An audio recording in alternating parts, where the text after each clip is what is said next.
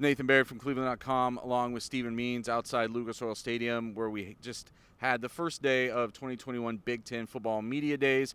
Michigan coach Jim Harbaugh said Michigan is going to beat Ohio State or die trying. What does that mean to you, Stephen? It means he's probably going to die.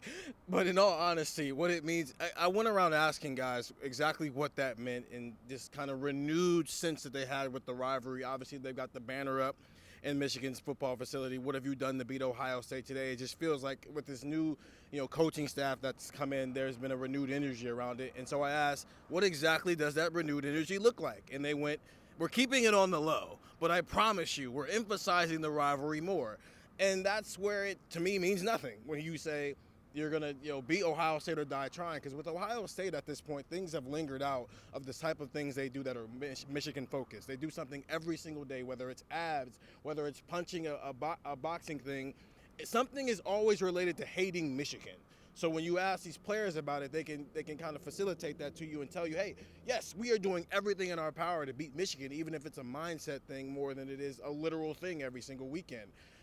Michigan said a lot, which is great. Now they're focusing on it more in that way. They're not just looking at it like it's just a game. But right now, nothing today made me feel like the statement beat Ohio State or die trying is something we should take seriously.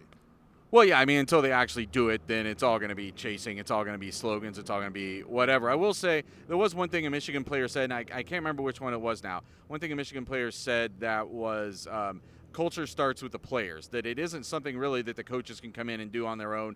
It's sort of like the players have to come in and set these expectations themselves. I seem to be kind of subtly saying something, Justin Fields said 2019 after the Michigan game, how he felt like maybe the vibe he was getting was that the players at Michigan didn't take the rivalry to the same I feel like there were the same stakes there as there were for Ohio State, and that's got to change, but it has to be internal. It has to come from inside the Michigan players to make that change. And Michigan players would say differently. Aiden Hutchinson, I think he's the one who said it today. He said, just because they keep beating us doesn't mean they value it more than you do.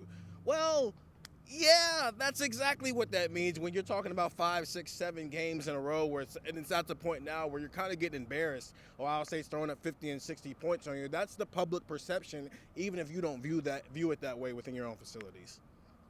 Michigan went today. Ohio State goes on Friday at Big Ten Media Days. We'll learn more about what's gone on with the Buckeyes in the offseason, maybe get some roster updates.